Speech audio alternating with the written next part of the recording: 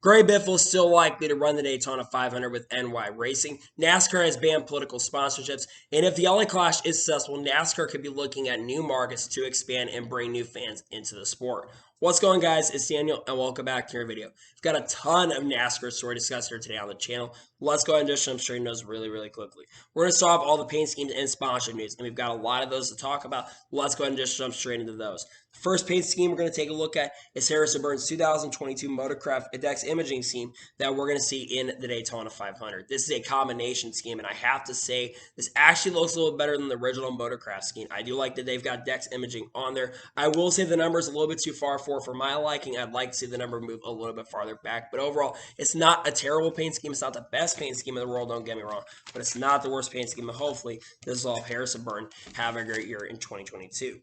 The next paint scheme we're going to take a look at is Joey Logano's 2022 Shell Pennzoil scheme that we're going to see in a majority of races this year. I'll be honest with you, this paint scheme is not my favorite. It's kind of a little bit boring. It's kind of a little bit bland. It looks kind of like a test car. It's not the worst next-gen scheme I've seen so far, but it's really bland. I'm not the biggest fan overall, but I do hope that this paint scheme can help him have a good year in 2022, Joey Logano. The next paint scheme we're going to take a look at is Zara Cross's 2022 Shockwave scheme that we're going to see in the Truck Series throughout the 2022 season. I like this paint scheme a lot. It's really good looking. I think that the colors work very well. The numbers in a good position. Of course, it's centered like for the Truck 650. I think it's a nice looking paint scheme, and I'm looking forward to see it out on the racetrack in 2022. The next paint scheme we're going to take a look at is Ryan Blaney's 2022 Blue Def Platinum Menard scheme that we're going to see throughout the 2022 season. This paint scheme's all right in my opinion. I'm not the biggest fan of Blue Def being on the car. I just don't think the Blue Def works as well with the yellow contrast, but it's not a terrible paint scheme. It's the number plates that doesn't make it worse or make it better. That's just it, and that's the paint scheme that Ryan Blaney will have throughout the season. The next paint scheme we're going to take a look at is Ryan Preece's 2022 Jacobs Company scheme that we're going to see at the Busch Light Clash. I like this paint scheme a lot. I think Jacobs Companies does a really good job contrasting with the number. They do a really good job with the sponsorship placement on it, and also the colors work very well on this car. Overall, I like this paint scheme a lot, and I'm looking forward to seeing it on the racetrack in the Busch Light Clash. The next paint scheme we're going to take a look at is Stephen Parsons' 2022 Sokol Digital scheme that we're going to see in 2022.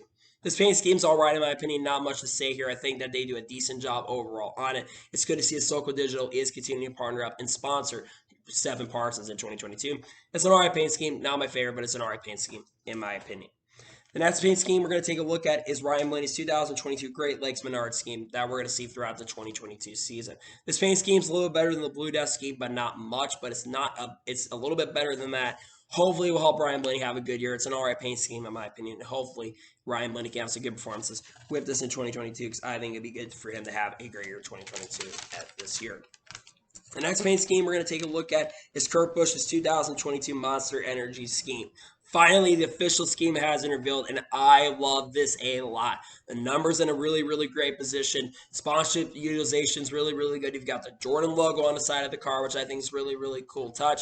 And also, I think it's a very overall, a collectively awesome looking paint scheme. I think they do a really solid and a really great job, and I'm looking forward to see this paint scheme out on the racetrack in 2022. The next paint scheme we're going to take a look at is Ty Dillon's 2022 Black Rifle Coffee scheme that we're going to see in a couple races, including the Busch Light Clash. This paint scheme's all right in my opinion. I've not overall been a big fan of Black Rifle, some of the looks of the Black Rifle Coffee schemes in the past. This one is okay in my opinion. I don't like the brownish looking color. I know why that's the color of it, but it's an all right looking paint scheme. The number's in a good position. I will say that's one benefit of it. So I think the number's in a really good position. But overall, hopefully that this will give him a good opportunity to have a good year in 2022 with GMS. The next paint scheme we're going to take a look at is Matt Mills' 2022 JF Electra scheme that we're going to see in 2022 throughout most of the year. I like this a lot, very similar to last year's scheme that Matt Mills had, basically in the same position, same number as well. Not much to say here. It's a pretty good looking scheme in my honest opinion. The next paint scheme we're going to take a look at is Tommy Joe Martin's 2022 Ready for Valor scheme that we're going to see in Daytona. They, of course, I think are partnering up with Navy, so I think that's something that's really cool that they're doing right there. Overall, I think this paint scheme looks really solid. I love the color on it. I think it's like a bluish, like reddish colors on there, so they do a really great job on the scheme, and I'm looking forward to see it out on the racetrack in 2022 as well. The next paint scheme we're going to take a look at is Austin Cindric's 2022 Cascada scheme that we're going to see in the Busch Light Clash. Yes, I am so freaking happy that they're bringing this paint scheme back. Holy crap, numbers in a good position, Colors on the car look absolutely incredible. This is one of my favorite paint schemes from last year. It didn't unfortunately make my top 10, but this scheme is so good, and I'm so excited to see that this paint scheme is coming back on the racetrack, and I'm glad that Austin will continue to bring his car out on the racetrack in 2022. The next paint scheme we're going to take a look at is Daniel Suarez's 2022 Freeway Insurance Scheme that we're going to see through 5 races in 2022. Good. I've been usually a big fan of the Freeway Insurance schemes. Kyle Sykes, like I've mentioned in the past, has done a really, really great job when it comes to him designing paint schemes. And once again, Kyle Sykes does a really, really good job. Numbers in a really good position, and I think it's a really good look at paint scheme. You could have kept it at center and looked as good as this, but I think it's a really nice look at paint scheme, and I'm looking forward to see it out on the racetrack in 2022. The next paint scheme we're going to take a look at is Mark Truex Jr.'s 2022 Riser scheme that we're going to see in a few races in 2022. Not much to say here. Pretty good looking scheme in my opinion. I think that the number placement again is in a really good position. Joe Gibbs Racing has killed them when it has come to the sponsorships and stuff. Overall, it's a nice looking paint scheme, and I'm looking forward to see this paint scheme out on the racetrack in 2022.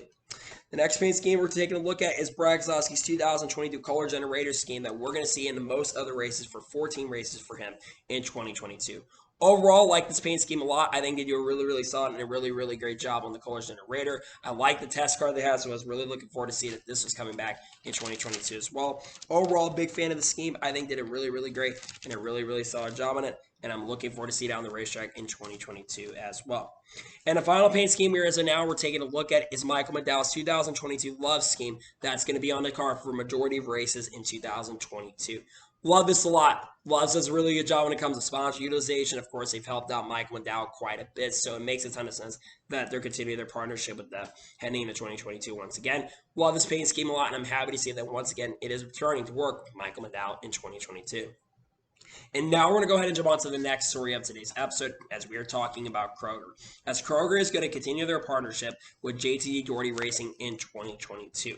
Kroger has been part of JT Doherty's brand for quite a few years now. I think since around 2019 and 2018 or 2019, they have been partnered up with this team for the last couple of years. And once again, they will continue their partnership with this team for a majority of races. It's cool to see that Kroger is continuing their partnership with this team heading into 2022. There's been kind of rumors and rumblings that maybe there would be issues in regards to the future of this team. That being said, they're really cool to see that Kroger is continuing to be partnered with the team in 2022. I think it's really, really great. To be perfectly honest with you, I'm very excited to see that they're continuing their partnerships in 2022 as well. And now we're going to go and jump on to the next story of today's episode as we are talking about Moneyline. As was announced yesterday that Moneyline will be sponsoring 23XI Racing in 2022, and they're moving away from Team Penske. They will sponsor both Bubba Wallace and Kurt Busch in 2022. I think the first primary for Kurt is Phoenix, and I think the first primary for Bubba I think is going to be at Darlington. Now the reason that Moneyline is going to be sponsoring 23XI instead of Penske is because of the fact that Moneyline was not going to be able, that Team Penske was not going to have enough inventory when it comes to sponsorship for Moneyline to stay around. Moneyline is also planning some crypto stuff, so that's something that's really, really cool if you're in kind of that crypto platform. They're planning something in regards to crypto. That being said, I think it's cool to see that Moneyline is jumping over to 23XI, and they're looking at a younger team as well, a newer team, to try to build up their brand. So I think that's something that's really, really awesome and really, really cool. And I'm glad to see the Moneyline will continue their partnership with this team in 2022. Hopefully, it will help them in 2022 get some good performances. And now we're going to go ahead and jump on to the next story of today's episode as we're talking about Bass Pro Shops. As Bass Pro Shops has revealed how many races they will sponsor their drivers in 2022. They'll sponsor Noah Gragson, I believe, for all 33 races in the NASCAR Xfinity Series in 2022. They'll sponsor Mark Truex Jr. for 25 races in 2022. And they'll sponsor Austin Dillon for 13 races in 2022. Bass Pro Shops continue to partner up with multiple drivers. They've done this for the last years where they've partnered up with multiple drivers in different brands. Of course, all three of these drivers I think are different. Got two in Chevy and one in Toyota. But they continue to partner up with multiple drivers, and I think it's cool to see that Bass Pro Shops will continue to be working with them and sponsor them in 2022. It's cool to see that Toyota will continue. We'll see Bass Pro Shops continue to work with them in 2022. I think it's really great and awesome, to be honest with you. And now we're going to go ahead and jump on to the next story of today's episode as we're going to talk about the Phoenix Xfinity Series race, as the title sponsor for this race has been officially revealed, and the title sponsor for the Phoenix Xfinity Series race is going to be called the United Rentals 200. This has been expected to be the sponsor for this event. Overall, it's really cool to see United Rentals is continuing to expand their partnerships course, they're sponsoring Austin Hill once again in 2022 in the NASCAR Xfinity Series as he's jumping up there this year. But also, I think it's really, really cool to see that you're continuing to partner up and sponsor some races. I think they're sponsoring a few other races this year as well. So I think it's really cool to see that they're continuing to do that, and I'm glad to see that they will continue sponsoring in 2022 as well. That's really awesome, to be honest with you. And now we're going to go ahead and jump on to the next story of today's episode, as we're going to talk about the Busch Light Clash purse. Now, while the purse was not officially revealed at the time, the money that's going to be going into this race originally was going to be $750,000. Now the purse for this event is $1,967,000. That is a major, major increase in regards to the team purse. And the reason that's nearly $2 million now, instead of it being $750,000, is due to all the travel costs. Because the teams are going to be traveling all the way from Charlotte all the way out to Los Angeles, teams basically wanted a lot more money, and NASCAR decided to give in and give them a lot more money. That's why the price of this is increasing at a rapid rate. That's why we're seeing so much more money going into this, and why we're seeing NASCAR increase the purse right there. So that is the TV purse and the money that is going into this event. So overall, it's cool to see that they've increased the purse, and it will be distributed between each team. I think all the teams that make the event will probably end up being the ones that get priority for that. So that is what the purse is for the LA Clash this weekend. And now we're going to go ahead and jump on to the next story of today's episode, as we're talking about Chris Monez. As basically, according to the NASCAR roster portal, Chris Monez is going to be spotting for Ty Dillon in the 2022 season. No surprises here. Chris Monez in the past in the NASCAR Cup Series, when Ty Dillon was in the 13 car for Germain Racing, Chris Monez was the spotter for Ty Dillon throughout his entire career. And Chris Monez actually originally was supposed to be spotter for Kyle Larson in the NASCAR Cup Series, but unfortunately what ended up happening to him was basically Chris Monez got canceled, I think, for some sort of like a QAnon work with like the White House and all that stuff back in January 6th. And a lot of people really wanted to cancel him for that situation, so he lost his opportunity to work with him. So good to see that Chris Monez is at least getting another opportunity, and it's cool to see as well that he will be working as spotter for Ty Dillon in 2022. And now we're going to go ahead and jump on to the next story of today's episode, as we're talking about painted wheels. Now, there have been a lot of questions asked in regards to what's the situation with painted wheels in NASCAR, and Bob Pock responded to this question, and he says that the front areas of the wheels can be painted, but the tapered seats cannot around the valve and the center of the wheel. That's definitely really, really interesting. It makes a lot of sense considering it's going to be a single nut on the car. It makes a ton of sense that they're relying on the outside for the wheels to be painted. That's why we haven't seen really many different types of wheels, because of the fact that NASCAR is not allowing the inner sides of the car, but the outer sides and the front areas can be painted, so their front will be painted right there. Overall, definitely very interesting for sure. And NASCAR has made the decision in regards to that, in regards to painted wheels. I think it's really, really interesting, to be honest with you.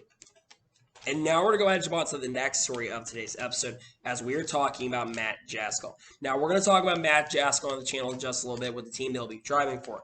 Matt Jaskol was interviewed recently by my buddy on Twitter, Casey Campbell, and he says that he is talking with Carl Long about running some Xfinity Series races at MBM and possibly Cup Series race with this team in 2022. And for the Truck Series opener, he is going to be having Stephen Light for him as a spotter at Daytona.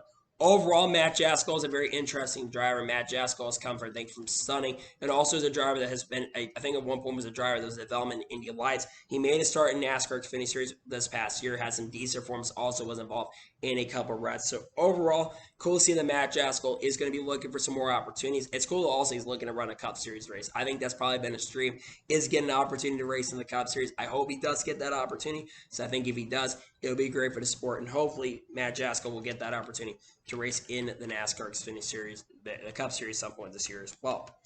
And now we're going to go ahead and jump on to the next story of today's episode, as we're going to talk about all the practice groups for this upcoming LA Clash. Now, for the Los Angeles Clash, in regards to practice, each of the drivers will be put in the groups of 12. So for group number 1, it will have Austin Cindric in the 2, Brad Keselowski in the 6, Eric Almirola in the 10, Denny Hamlin in the 11, AJ Allmendinger in the 16, Kyle Busch in the 18, Chris Bell in the 20, Harrison Burton in the 21, Bubba Wallace in the 23, Ty Dillon in the 42, Eric Jones in the 43, and Kurt Busch will be in there as well in the number 45. In group number 2, you'll have Ross Chastain in the 1, Austin Dillon in the 3, Kevin Harvick in the 4, Corey LaJoie in the 7, Chase Briscoe in the 14, Mark Truex Jr. in the 19, Joey Logano in the 22, Todd Gill in the 38, Cole Custer in the 41, Alex Bowman in the 48, Cody Ware in the 51, and Daniel Suarez in the 99. And then finally, in group number 3, You have Kyle Larson in the 5, Tyler Reddick in the 8, Chase Elliott in the 9, Ryan Blaney in the 12, Ryan Preece in the 15, Chris Buescher in the 17, William Byron in the 24, Justin Hilly in the 31, Michael McDowell in the 31, Michael McDowell 34, Rick Stenhouse Jr. in the 47, Landon Castle in the 77, and Beej McLeod in the number 78. Each of these groups will go out for 8 minutes each. I think they will each have 3 practice times will go out each, and they will have 8 minutes each. Overall, those are going to be the groups. If you're going into the event, that's how it works. The reason they're not putting all these cars on the track at once is you don't want to put 36 cars on the track. And then, of course, after this group practice sessions happen, we'll have single car qualifying on the track to determine who will be basically where the field will be set for the heat races on Sunday. The clash takes place this weekend. I think a lot of fans should be excited. That is coming up this weekend. I think a lot of fans should be overall excited for that. And now we're going to go ahead and jump on to the next story of today's episode as we are talking about Chris Lambert. As was just announced a few minutes ago that Chris Lambert is going to be returning as a spotter at Sam Hunt Racing for 2022. Chris Lambert, for those who don't know, was a longtime spotter for Denny Hamlin back in the day, and I think he also might still be the spotter for Denny Hamlin in the NASCAR Cup Series. But he'll be returning on a full-time basis, working with this team in 2022 once again. Overall, I think Chris Lambert is a really, really great spotter, and I think he did a really good job with Sam Hunt Racing last year. Sam Hunt Racing took some major steps forward, and they're looking to take some major steps forward as well once again in 2022. They've got a good lineup this year, including Jeffrey Earnhardt. They've got John Hunter running a couple races this year, and they've also got Ryan Truex on a couple others like Derek Griffin who are making starts in 2022 as well. Overall, really happy to see that Chris Lambert's coming back. I think he's a really good spotter, and I think he will do a very, very good job. So good luck to him because he's going to need it, and hopefully he will be there and have a good run in 2022 with this team. And now we're going to go ahead and jump on to the next story of today's episode as we are talking about Ty Gibbs. Now, Ty Gibbs put out a tweet very, very recently in regards to what's going on with the clash with him. And he basically put out a tweet saying he will be in Los Angeles. He is heading to Los Angeles as a backup driver. Now, for a lot of people that saw the tweet, a lot of people assume that Ty Gibbs has already confirmed that he will be in a car. That's not the case as of right now. Remember, this year NASCAR, due to the potential of the COVID-19 pandemic with Omicron, there's still potential we can see another surge of another variant of cases. NASCAR, we're seeing some teams have some backup drivers ready to go. And just in case if someone has a situation, like someone Joe Gibbs Racing, if they end up getting COVID, or there's another driver named Bubba Wallace in the Cup Series who potentially could be out due to his shoulder surgery, he might be there just in case to take over for him. Does not surprise me. It would be definitely cool to see Ty Gibbs at least get an opportunity to race once in the Cup Series. But I'll tell you right now, I think he's just there as a backup driver. I think he's most likely going to be the backup driver for this team in 2022. They're probably also got other drivers in Toyota stable that if they need just more than one guy to get involved, they have other drivers like Brandon Jones most likely, among other drivers that are going to be driving for the team. So overall, I saw this in story from Ty Gibbs. He's just probably there right now as a backup driver just in case they're going to need him down the road. So that's the situation with Ty Gibbs because a lot of people are wondering about why he said that. He's just there as a potential backup driver just in case something happens with one of the drivers. And now we're going to go ahead and jump on to the next story of today's episode as we're talking about the owner's points changes heading into 2022. Here are the owner's point changes. So from last year, the 51 Rick Ware racing car is moving over to the 42 for Petty GMS. The 43 Richard Petty Motorsports is moving over to the 43 Petty GMS. No surprises here. The 00 Starcom charter is moving over to the 45 2311 racing car. The 42 Chip Ganassi charter is moving over to the 99 for Trackhouse Racing. The 99 charter is moving over to the 31 Colic charter this year. The 52 car from last year is moving over to the 51 Rick Ware car. The 77 from last year is moving over to the 16 Colic car. The 53 charter from last year is moving over to 7 car for Spire. Then the 7 is moving over to 77 for Spire. And then the 1 car from Chip Ganassi is moving over to the 1 car for Trackhouse. And those are the owner's points changes and also the charter changes as well. And that means some teams are going to be lower in a total poll than ours. But remember, all these teams are, of course, all got charters heading into this season. So that situation with the owner's points chain is overall, that's no surprise. We knew some of these teams had bought, of course, we knew that 2311 had bought the charter from Starcom. We also knew that Petty GMS in the 43. No surprises there. And we also knew the 42 Petty GMS car. That was originally the Petty Ware charter, so that's why they brought that back. So overall, it makes a lot of sense in regards to the ownership changes, and that is a situation in regards to the owner's points changes heading into 2022 as well. And now we're going to go ahead and jump on to the next story of today's episode as we are talking about Jeff Hensley.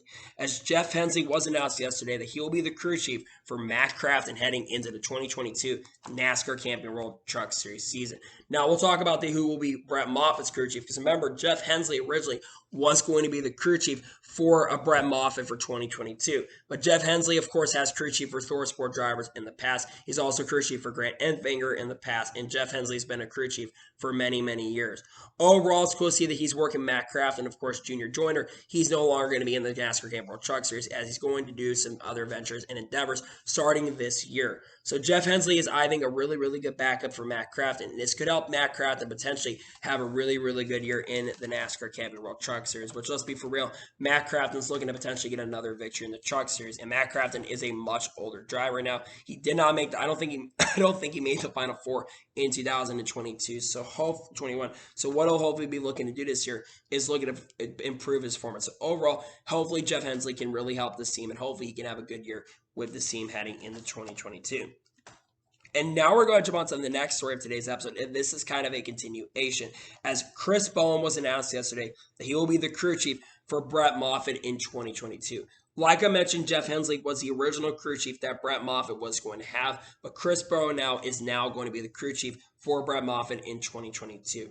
To give a backstory on Chris Bowen last year was the car chief for Ty Gibbs. So you've got a guy who really was working on that 54 car that really helped that 54 car be really, really dominant. So I think Chris Bowen is someone that could be really, really surprisingly good this year, considering that 54 car, like I mentioned last year, was really, really strong. What Chris Bowen is looking to do is help Brett Moffitt try to contend for more victories. And I know that Jeff Hensley probably a little better than Chris Bowen, but hopefully Chris Bowen can do a really, really good job as a crew chief. He's going to have a really big shoes to fill because, like I said, Jeff Hensley is not going to be crew chiefing. That being said, though, I think it's really cool to see that Chris Bowen is getting an opportunity to race. I hope he does really, really good, and hopefully we will see Chris Bowen have a really, really good year with Brett Moffitt. Hopefully he can help him out as a crew chief in the NASCAR Xfinity Series in 2022. And now we're going to go ahead and jump on to the next story of today's episode, as we're going to talk about Glory to God Racing. Now, I've not really talked much about the team, but we've had a major announcement in regards to Glory to God Racing for 2022. And it was announced yesterday, very shockingly, that they will be fielding 2 full-time Truck Series cars in 2022. Matt Jaskell will drive the 46 truck full-time in 2022, while Johnny Sutter will drive the 47 truck for them for 13 races in 2022. And Team Beans and Roger Bruce will also run the other select races that the car has available for them.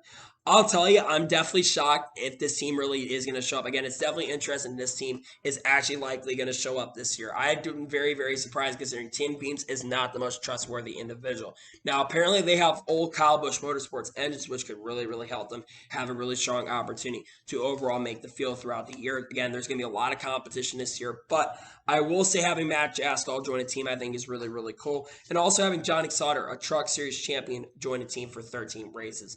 Now, a lot of people are asking if Johnny Sauter is coming back to ThorSport. There's a very, very big possibility that Johnny Sauter could still potentially come back to ThorSport heading into 2022. So that's one thing we'll have to wait and see if that happens. But I think it's actually really, really crazy that Glory to God Racing is actually going to return.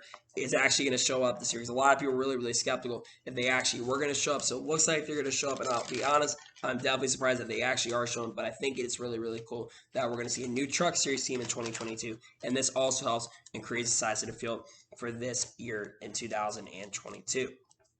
And now we're going to go ahead and jump on to the next story of today's episode as we're talking about Lee Leslie.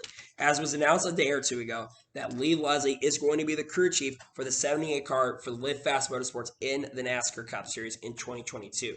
Last year in 2022, Frank Kerr was the crew chief for the number 78 car, and Lee Leslie, I think, may have been the car chief for this team in 2021, and now moves up to work as a crew chief.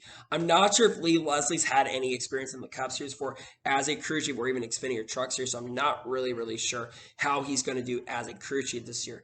That being said, though, hopefully he can do a really, really good job being a crew chief for the 78 for Live Fast Motorsports, considering, like I said, they're looking to improve this car. What they're trying to hopefully do is they're trying to at least potentially finish in the top 30 in points. And hopefully Lee Leslie, with his experience as someone who's worked in the field for a long time, Hopefully, Lee Leslie, he can do a really, really good job and have a great year in the NASCAR Cup Series in 2022. So congratulations, Lee Leslie, on getting a massive, massive opportunity, and hopefully he can do a really, really good job with Live Fast Motorsports in 2022. So if he can do that, I think it'd be really, really great for the sport, and hopefully he can have a great year in 2022 heading into this year. And now we're going to go ahead and jump on to the next story of today's episode as we are talking about Josh Walicki. Now, Josh Walicki was interviewed recently by a friend of mine, Casey Campbell, and he says that he's looking to add some Truck Series races to his schedule in 2022 and hopes to run around 35 races in Cup, Xfinity Series, and Trucks in 2022. Now, we already know that he's expected to run 25 races in the Cup Series in 2022 with Spire Motorsports. He's going to be running, I think, 5 or 6 races with Alpha Prime Racing, and of course, he'll also be running with a team that we'll get to here just a little bit. But he's looking to run some Truck Series races as well. Overall, running 35 races throughout the year, having that experience, trying to get a little bit more, especially at a young age for Josh Walicki, I think makes a ton of sense. But let's talk about the Truck Series. There apparently, I'll tell you this, I think that there is possibility that he'll drive. There's a team that he potentially could be driving for in the Truck Series. I've heard some talk that there's going to be a truck. Of course, we know the Spire Motorsports is going to have a Truck Series team in 2022. They're expected as of right now to, I believe, be a part-time team at this current moment. So they're looking to potentially be a part-time team and run some select races this year. But I think that Josh Walicki would definitely be the right fit to get into that ride for this year. I think Josh Walicki is a very, very talented driver, and what he's doing here, I think, makes a ton of sense to get a little bit of experience, especially on those road course tracks in the Xfinity Series, in the Cup Series. But trying to add some Truck Series events makes a ton of sense for Josh Walicki, and hopefully Josh Walicki can have a really, really good year, and hopefully Josh Walicki could do really, really well this year in Xfinity Cup and Trucks. And again, if he can do really, really well and help the sponsorship, and hopefully it will keep him around in the sport for a very, very long time, to be honest with you. And now we're going to go ahead and jump on to the next story of today's episode as we are now talking about Josh Walicki once again. As it was announced on Thursday that Josh Walicki is going to be driving the 36 car for DGM Racing in 2022 at Daytona with Ziegler Auto as his main sponsorship backing. Really happy to see that Josh Walicki is getting another opportunity. Of course, like I mentioned, he'll be driving 25 races for Spire Motorsports this season. Also driving, I think, 5 or 6 races for Alpha Prime Racing. And now he'll be making a start with the 36 for DGM Racing. Overall, I think Josh Walicki's got a pretty decent shot to have a really, really good run in this event. I think his car has a pretty decent amount of owner's points. I think it was in the top 25 in owner's points. So it does have quite a good position when it comes to the owner's points position. But what Josh Walicki will be looking to do in 2022, like I mentioned, is he'll be looking to improve his performance and show what he's going to be capable of. Overall, the goal is to try to make the event, and if he does it, I think it'll be really, really good. So I'm happy to see that Josh Walicki's getting another opportunity to race in the NASCAR Xfinity Series. Good luck to him, because again, he's going to need it, and hopefully he can have a good year with this team, and hopefully he can have a good year with the 36 car for DGM Racing in 2022 as well, to be honest with you. Now we're going to jump on to the next story of today's episode as we are talking about Jeffrey Earnhardt. As his 2022 schedule has been officially revealed, he will drive 7 races for this team in 2022. Jeffrey Earnhardt will drive on February 19th at Daytona in the number 24 car. Followed by that, he'll race on February 26th at Auto Club. Then on March 19th, he'll race at Atlanta Motor Speedway. Then on May 21st, he'll race at Texas. Then the week after, he'll race on May 28th at Charlotte. Then on June 25th, he'll race at Nashville. And then on September 16th, he will race at Bristol Motor Speedway. Overall, what Jeffrey Earnhardt will be looking to do is show what he's capable of. We've seen how good the SEMA racing organization can be. This team has been able to contend for some top 10s and some top 15s. And he's going to be running quite a few different types of tracks in different races, like a lot of intermediate tracks. And that's a track where he's going to be trying to show how much skill he has. Overall, the goal for Jeff Earnhardt 2022 is to try to show what he's capable of and try to finish in the top 10 and the top 15 throughout this entire season. And hopefully Jeff Earnhardt can do a really, really good job with this team in 2022. Because if he can, I think it'll be good for the sport. So hopefully Jeff Earnhardt can do really good. Maybe he'll get more races. Who knows? But it looks like that he's running 7 races this year. And good to see that he at least will have some starts in the NASCAR Xfinity Series in 2022 with a solid team. He's taking a pretty big chance. Hopefully that will pay off for him here in 2022.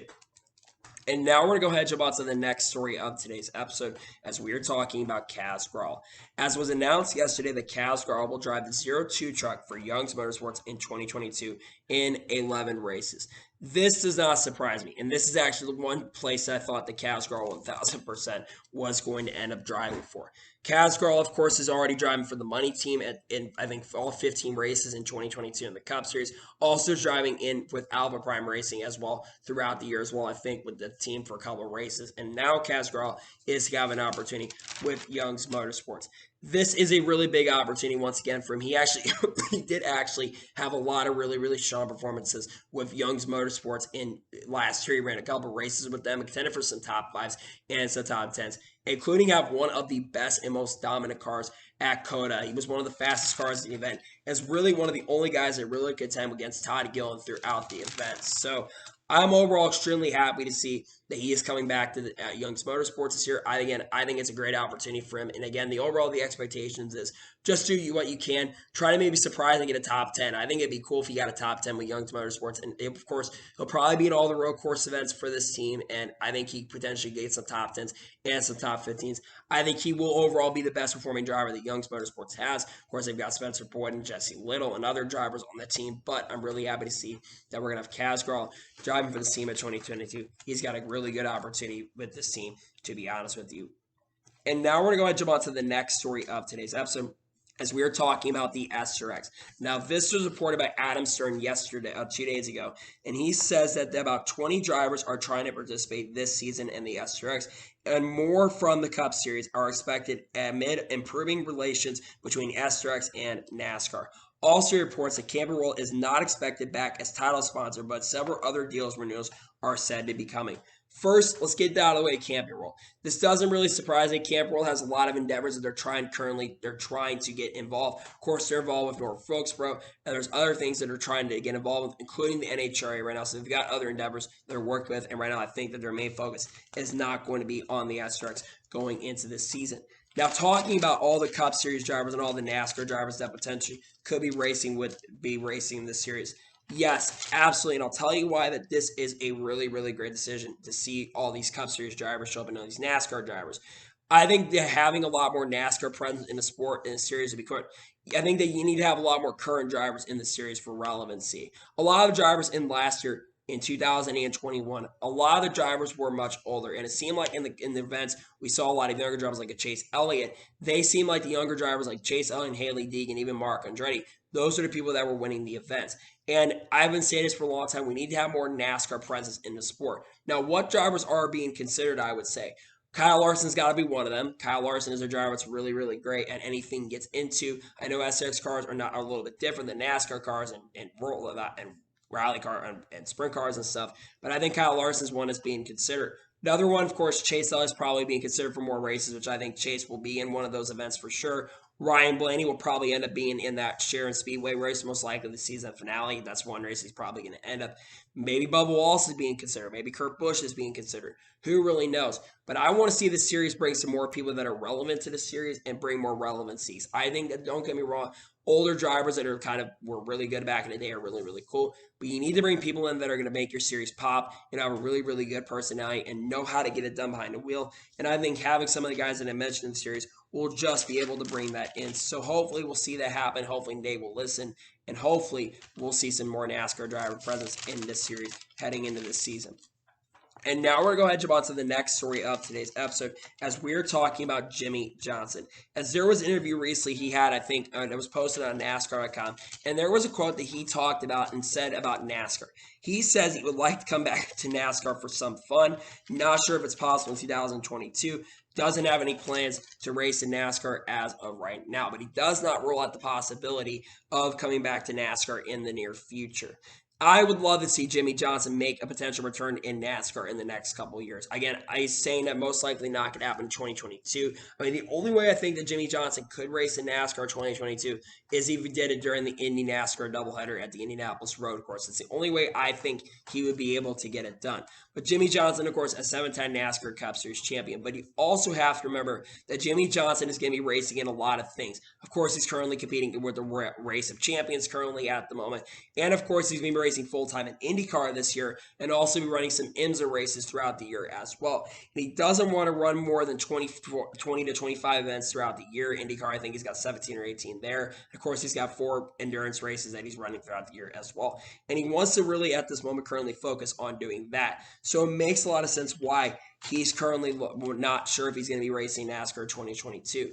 That being said, I think it's still potentially possible he can make at least maybe a one-off start in NASCAR in the Cup Series in 2022. But again, if it only happens at once in 2022, it'll probably be at the Indy Road Course. But I think Jimmy Johnson coming back in the sport would be really, really cool. And again, I would love to see it. So hopefully Jimmy Johnson does consider it long-term. And hopefully we get to see Jimmy Johnson make a return to NASCAR Cup Series at some point in the near future.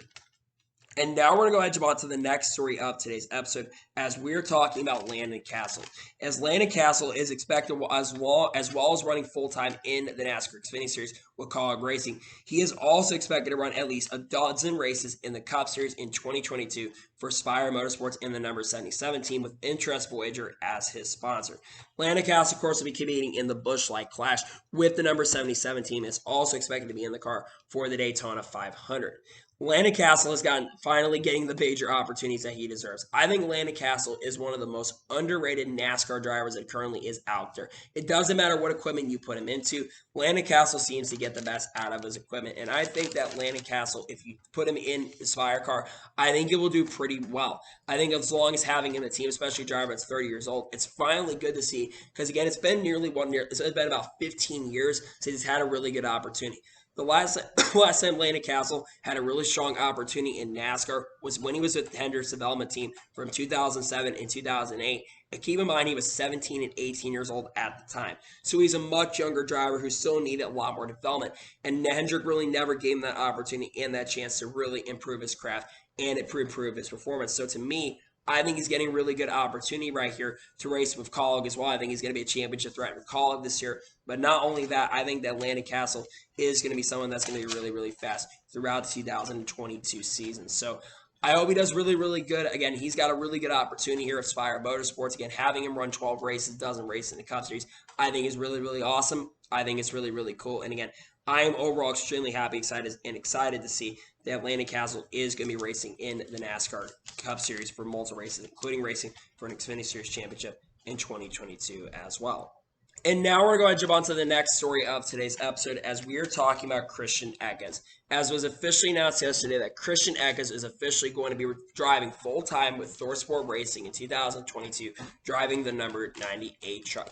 I am super pumped up and super excited to see that Christian Eckes is going full-time with ThorSport Racing. Last year, he ran part-time with ThorSport Racing. I think he ran a majority of races in the number 98 truck and picked up his first career NASCAR Champion World Truck Series victory at Las Vegas. So there was a very likely possibility he was anyways going to be driving full-time with the team, but I am super pumped up and super excited for Christian. Christian definitely deserves another opportunity in the Toyota camp, and a lot of drivers could not be happier, are really, really happy as well for Christian this year. I think overall Christian's going to have a really strong opportunity this year to contend for a championship. ThorSport Racing, of course, is coming off of winning the championship last year with Ben Rhodes, and they're looking to once again have a big year as well with Christian in this truck. Overall, I am super pumped and super excited to see Christian. I know Christian really had a great opportunity at KBM, and I think he should have stayed another year at Kyle Busch Motorsports. Yes, I know he didn't get a win, but he had a lot of good performances. It's just unfortunate he didn't pick up a victory with the team in 2000. I think it was 2020. I think it was 2019 or 2020 he drove for them. And he didn't do as great, but of course you have to remember as well as a pandemic year, I think, as well, and of course there was a lot of things that affected the season. That being said, though, I'm really excited to see that Christian's getting the opportunity. So overall, what are my expectations for Christian Eckes heading into 2022? Overall, I think that Christian is going to be a championship contender. I think he's going to get some top 5s and some top 10s. I think he's going to win a race or two. I know that's really high expectations for Christian, but I think that Christian is going to at least win 1 or 2 races in the NASCAR Champion World Truck Series this year. I think he's going to get it done. So I think he's going to get a few wins this year. I think he's getting a really, really great opportunity, and I'm really excited and very happy to see that Christian Eckes is driving the number 98 for ThorSport Racing. He's getting a really, really good opportunity, and I'm happy to see that he will be working with ThorSport Racing in 2022 as well. Very happy for him as well.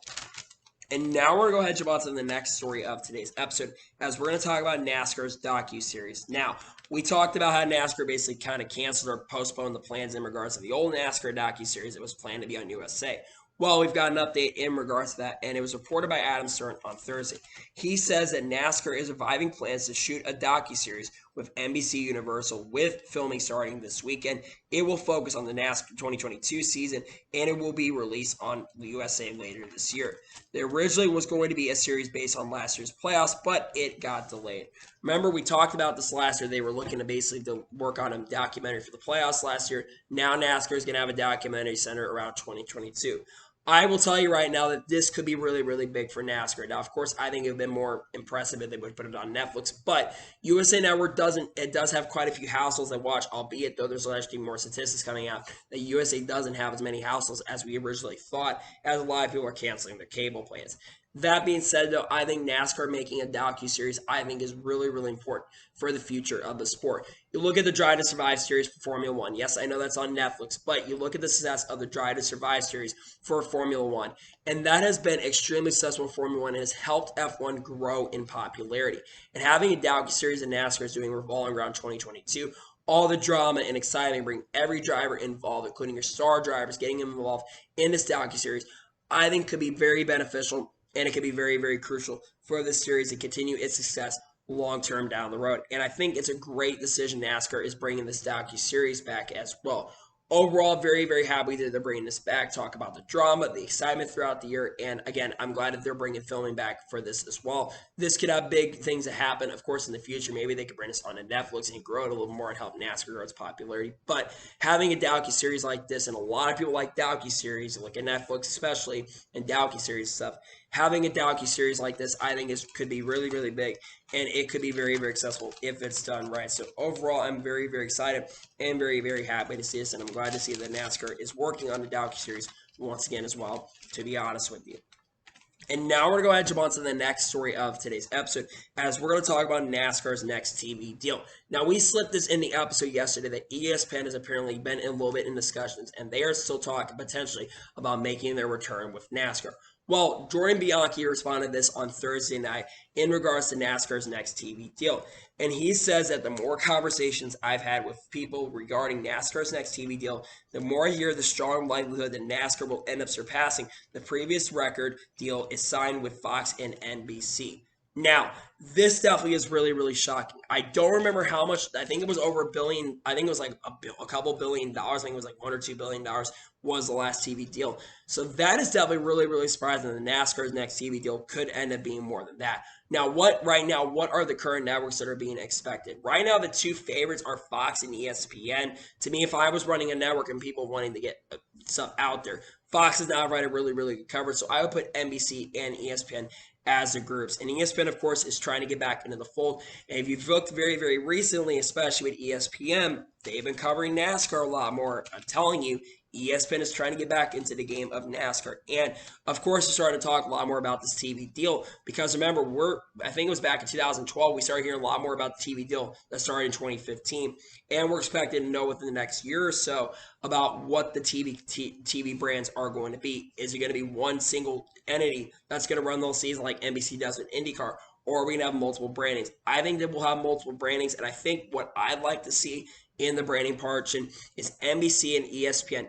You think about the Olympics too, right? Especially if NASCAR, this contract stuff, NASCAR could really be really, really big with the Olympics as well. And I think that's something that's really, really great too, is that you look at the TV deal. This is going to be a very, very important deal. Now, another big reason, of course, it's probably going to cost more and it's going to be more expensive is because inflation is through the roof.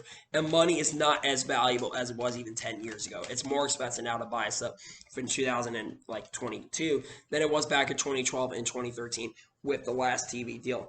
That being said, though, I think it's really, really exciting, and I think it is really, really cool that NASCAR's next TV deal could end up being more than what we initially thought. So overall, I think that's a really exciting story, and hopefully it will lead to bigger things for the sport. And NASCAR could have a big year, so we'll have to wait and see what happens in regards to that. But that's the situation with NASCAR's next TV deal, and I think it could be big for the sport overall as well, to be honest with you. And now we're going to go ahead and jump on to the next story of today's episode as we're talking about JJ Yeley. As was officially announced on Thursday that JJ Yeley will be driving the 655 for NBM Motorsports for the 2022 Daytona 500 and a second NBM Motorsports car for the Daytona 500 as expected, with Hex sponsorship, with Agra Hex as a sponsor on the 55 car. We had reported this on the channel, I think about a week ago, if I'm not mistaken, and we talked about a Hex was looking to sponsor a car for JJ Yeley in this year's Daytona 500. Agra Hex, of course, is expected to sponsor this team for this event. I'll be perfectly honest with you. I'm genuinely shocked that we're, first of all, a company like a Hex sponsorship is coming at a cryptocurrency is going to be sponsoring this team. But I'm also extremely shocked that there's going to be two NBM Motorsports cars, considering the fact that we only thought there was only going to be one NBM Motorsports car and they only had 2 or 3 chassis available. I'm definitely shocked that they're going to have 2 NBM Motorsports trucks. But apparently, there's actually more to this story, as apparently they've got a Roush Yates engine, a really, really good Roush Yates engine that's really, really good. So they've got a really good shot to make the show. And of course, JJ Yeley is a driver I've come around to over the last couple of years in regards of him as a driver. I know that a lot of people have made a lot of jokes about JJ Yeley back when he was driving for Joe Gibbs Racing, but let's be for real.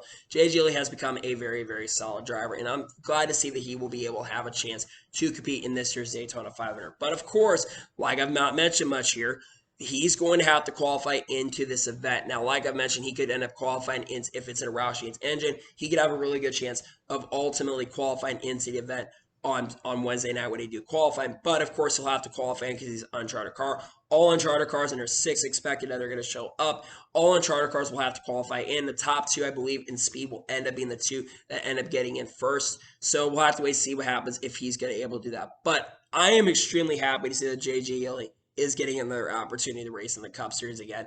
And I'm happy to say that at least another car is going to be show up. We were talking about major concerns about there only maybe 39 cars that were going to show up for this year's Daytona 500. Well, now we've got more cars showing up for this year's Daytona 500, and I think that's something that's really, really exciting and really, really great as well. Hopefully this company does end up paying and telling the truth, end up paying them, because that's one thing I'm a little bit worried about. But overall, I'm very, very happy to see that he's going to be showing up in this year's Daytona 500. Hopefully, JJ Yeley can give this team a really good year, and hopefully, I'm not sure if this is a one-off deal or if it's going to be for multiple races. And I think the car looks really, really nice, by the way. The car looks really, really great. So hopefully, JJ Yeley can have a really, really good year, and hopefully, he can do really, really good and give this team a good season in 2022. That's the one thing I'm really, really hoping for this upcoming season. And now we're going to jump on to the first of 3 major stories of today's episode, as we are talking about new markets and new venues. Now, this was reported by Adam Stern last night. He reports that this is from Jordan Bianchi. He says that if this works, then a cup race in the Pacific Northwest, Denver, New York City, or even international markets like Mexico City, Tokyo, or London are all on the table to potentially have a race in NASCAR in the future. Now, of course, this weekend, like we've already talked about, this is going to be this weekend at the Busch Light Clash, and this is going to be taking place in the Los Angeles Coliseum, and that's where it's going to be end up happening. If this event is very, very successful, there's also other couple possibilities. Of course, there's already talk right now that maybe they're going to extend if the event does really, really well, and it will probably, of course, will be determined at how the ratings are after Daytona. NASCAR then will make the decision if they want to go ahead and extend the event or not. But this opens up the possibility of new markets, as NASCAR is going to a new market. And you think about all the markets. Now, up in the Pacific Northwest, they actually are trying to get up to right now as we speak. They're actually racing in Portland for the NASCAR Xfinity Series here. But there's other tracks probably up in like Seattle, among other places up in the Pacific Northwest that definitely have a lot of fans up there. And that's a new market that NASCAR could be looking to go to. Talking about Denver, the streets of Denver. There's been talk about the streets of Denver in the past. I think it was last year in end of the 2021 season. NASCAR is talking about potentially racing in the Denver area. And Denver, of course, is a market that NASCAR is not really tapped to. Of course, they have the Pikes Peak track. That's not too far from Denver, but that's an area they're looking at potentially going back to. And of course, that's kind of near that end of the Midwest area. It's kind of near the west where the Great Salt Lake area, of course, and of course, like Salt Lake City is around the corner as well. Also, New York City, racing in the city. Now, I don't remember what tracks in there, but there's a New Jersey Park or something. New York City is another major market they're trying to go to. There's talk of maybe a street race was in the past, so that's another area. And then, of course, talking about the international markets like Mexico City. Mexico City Raceway, the Autodromo Hernando Rodriguez track they used to race in Mexico City back in the day, and also doing Formula One. That's something track they could open up to. Tokyo. NASCAR has raced in Japan in the past, and Tokyo would be a great city to go to. Of course, their COVID pandemic stuff has to get better for NASCAR to be able to go over to Tokyo. But I think going into Tokyo would be great, bring a lot of Japanese fans in. It'd also be great for diversity as well. And then finally, of course, London. Why not race at Wembley Stadium, or why not race at some of their soccer stadiums? London is a city. I know that NASCAR has a Euro Series over in Europe, but London would be a great city to get out to. And of course, we don't really have. I don't think there's a street race besides the Formula E races. Sometimes they bring in London, but I think NASCAR going to London would have a lot of things on the table. This Los Angeles Clash race is going to open up a lot of new markets potentially for the sport if it's very, very successful. And NASCAR has been talking about they want to expand and try to go to different places by 2030. Their vision of potentially international race stuff.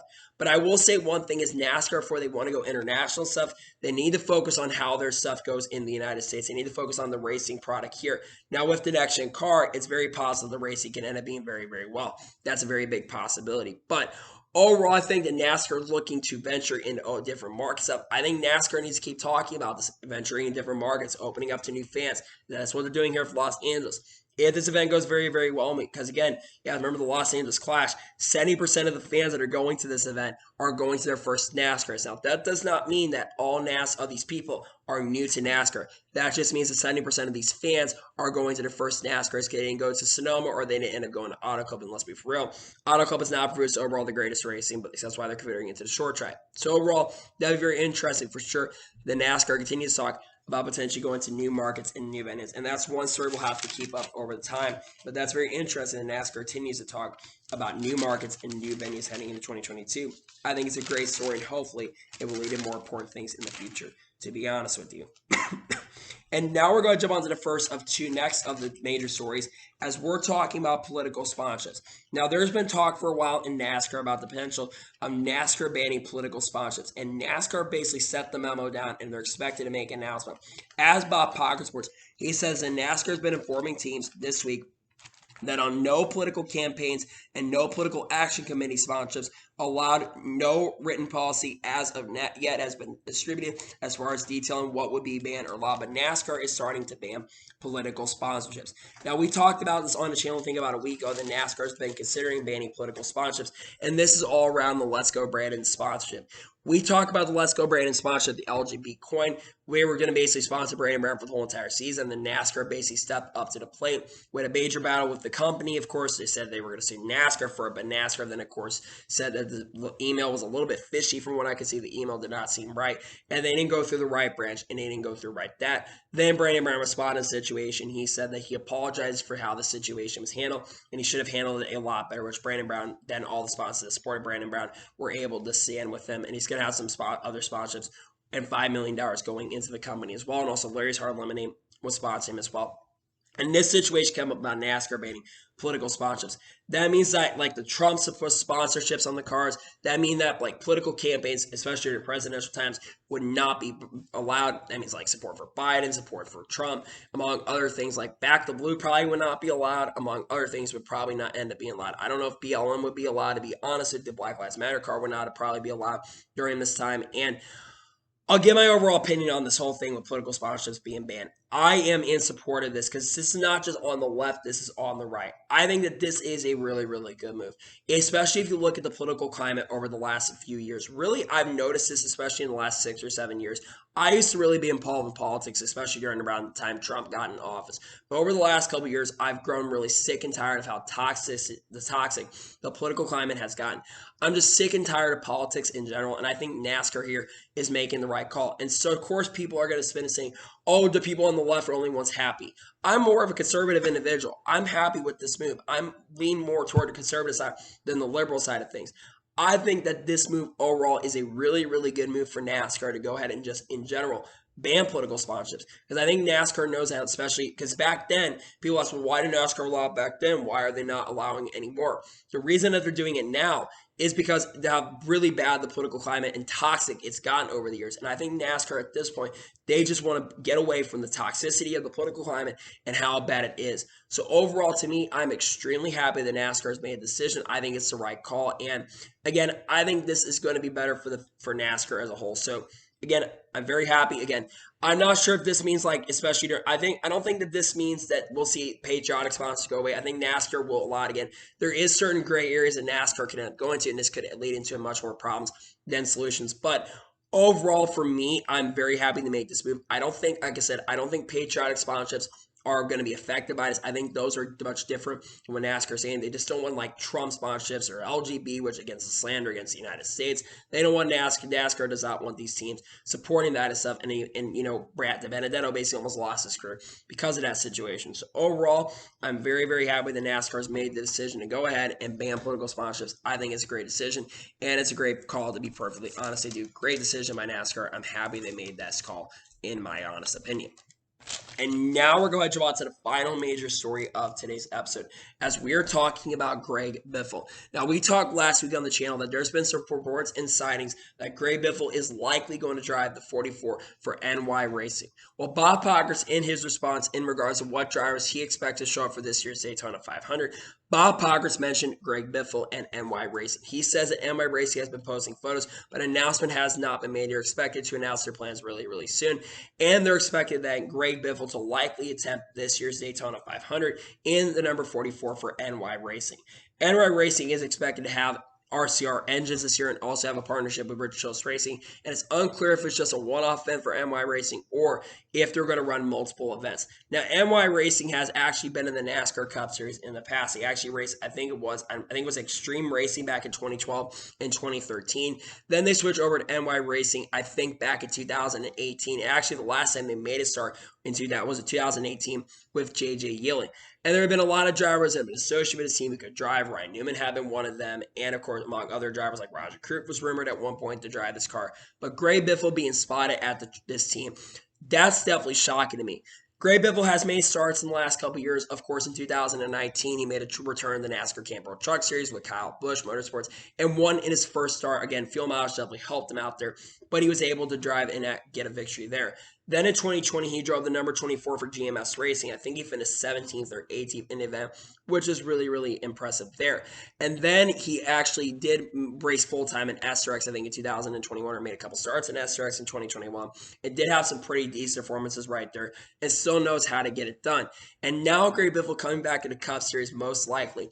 Never would have thought that we'd see Greg Biffle come back to the Cup Series, at least on a one-off. Like I mentioned, the last time he raced in the Cup Series was in 2016.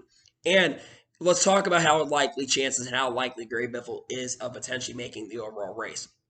I think Greg Biffle honestly has a pretty decent chance of making the race this year. And I'll tell you why I think he's got a really, really good possibility and a really, really good chance of making it.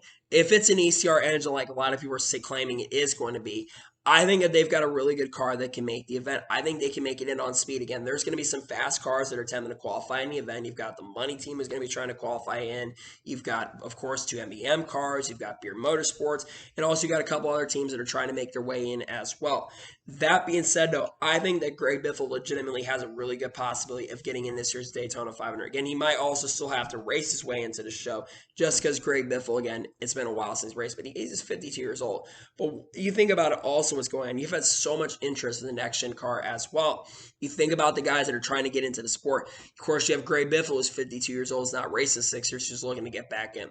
Carl Edwards has been interested in racing in the NASCAR Cup Series at points. He's been interested in racing once again, and again, he's been interested in the next-gen car. Doesn't mean he's going to come back and race anytime soon. He's been interested in the next-gen car. You've got Boris Said, who's making some starts with road courses, pending sponsorship, and Jacques Villeneuve, of course, is running with Team Haysburg this year in this year's Daytona 500. And I think that's something that's really, really awesome. What's cool is you're seeing a lot of resurgence of drivers who are making returns in the sport.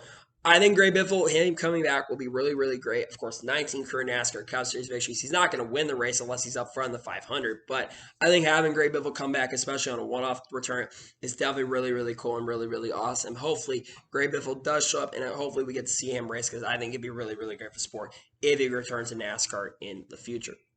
So anyway, that's today's long motorsports news video. I want to thank you guys for watching. Please subscribe to the channel, turn notifications on, to be notified when a video does go live on my channel. Follow me on Twitter, Facebook, and Instagram, and support me on Patreon as well. Links description below for that, and comment your thoughts on today's video.